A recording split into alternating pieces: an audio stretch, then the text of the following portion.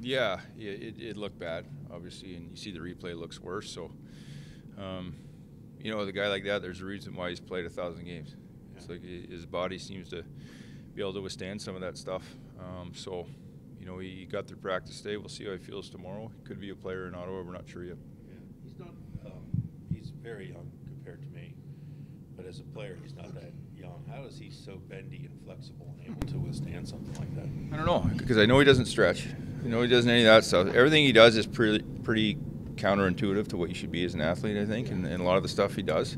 So he's one of those unicorns. Like and again, I'm not. He puts his work in.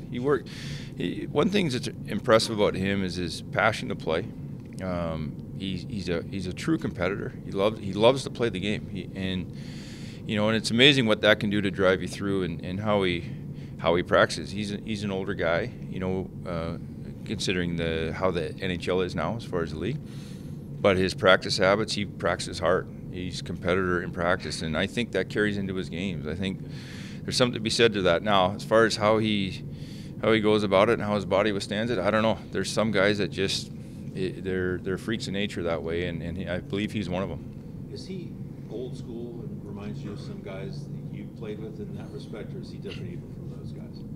Yeah, he's a throwback. I mean, for sure he is. I think just the way he approaches it, the way he's willing to play through a lot of stuff. This isn't the first time this year he's been sore or hurt. This is the first time we're talking about it. So these are the things that people don't see behind the scenes a lot. Is the jersey's on, they think you're healthy, and most times that's not the case. So he grins and bears a lot of stuff and goes through it and plays hard.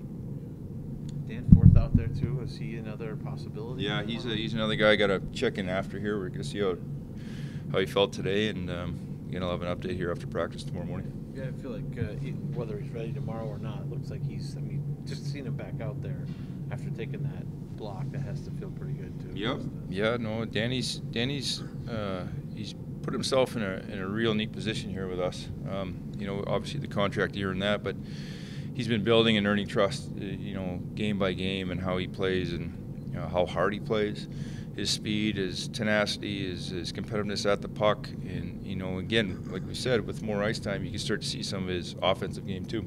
So I'm hoping that he's the guy we can get back into our lineup sooner than later. I see you, at least out here, kept that three together. Obviously, that they were really good. The second line with Max in specific. Where are you at with him? I mean, as far as his season this year and what he's been able to do? I'm not going to go through the whole season with Max. I mean, we'll be here for a long time. I thought he had a tremendous game last game. I thought the line was buzzing, obviously, creating a ton. So, and that being said, I'm going to start with him probably tomorrow, and we'll see where it goes from there. He's had an interesting 2 years here. Would you at least say that? I mean, there's been a lot of stuff that's happened. How would you sum up his 2 years here as a Blue Jacket? Okay, I'm not going to go over 2 years. Now you went from this year as long, but 2 years is going to be really long. So I'm going to go to date. He's playing well right now, and that's where we need him. So as far as Max and his game, he's at his best when his legs are moving. He's buzzing, creating offensive chances like that, and he had a heck of a game last game, and I'm hoping we see that again next game. Or do you check in on Jenner every few days with his back, or do you let this go and just let him come to you with any updates? Yeah, I'm going to check in. I haven't yet. I mean, it's a week-to-week thing, so we've had a pretty busy schedule here. But I certainly will check in and see how he's feeling, and hopefully he's a guy we sorely miss. I mean, I caught myself on the bench in the first period, almost calling Jens a few times. Almost rolled off my tongue. I stopped myself, but you're just so used to these situations that he's been so crucial for us in the face-off circle, D-zone assignments, penalty kill, all those things, so, and even power play. So, I'll check in and see where he's at. Usually when guys are hurt, they're not in the room. It's sort of they're in their own world getting better. Is it different with the captain? Is he around? Do you want him around, or is he just off getting himself better? Well, I've always been a believer. I don't mind players being around. It's not. I've been that guy that's been hurt, and first of all, it's really hard to feel part of the group when you're away.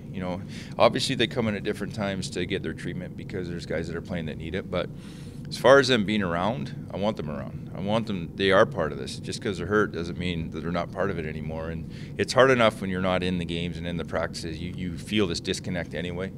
I think the more you're around the guys, and these guys aren't distracting them. They're here. They're men. They're professionals, and that's what they're doing. So I especially my captain, but yeah, all these guys. If they're able to be around the room, be around the room. Yeah, that's kind of new thinking, isn't it?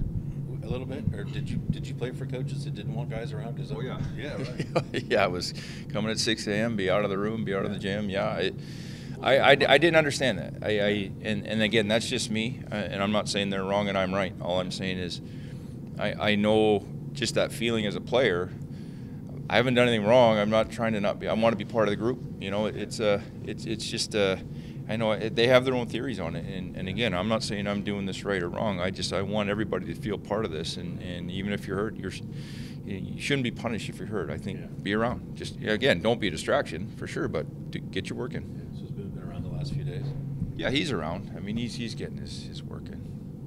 I'm going to go off the board here a little bit, only because I thought it was a cool moment. You stayed out in the first intermission to watch Ty out there on the ice. What kind of a cool moment was that for father and son? Yeah, it was neat. Someone sent me the video there, so I thought I snuck out there trying to be inconspicuous there, just kind of leaning against, and they got me on camera. But I knew he was so pumped up to go out there. His first time, we've skated out there together with no fans, obviously, but he was all excited for about, he's been talking about it for 6 weeks, getting the opportunity to play in an intermission, right? So, and then they said it was a shootout format, so I figured, we had a good first period, which helped, and get out there and just to see him and his teammates too. I was watching them also because the group he's been with all year.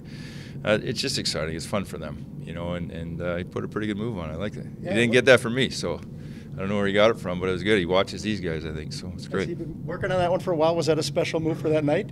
He actually was working on it during the week. He said he had. I keep telling him you got to take what the goalie gives you, but again, I did score a lot of goals, so maybe he's got it figured out better than me. You think any players will adopt that move? I don't know. It was neat though. Yeah, I enjoyed it. It was fun. Yeah.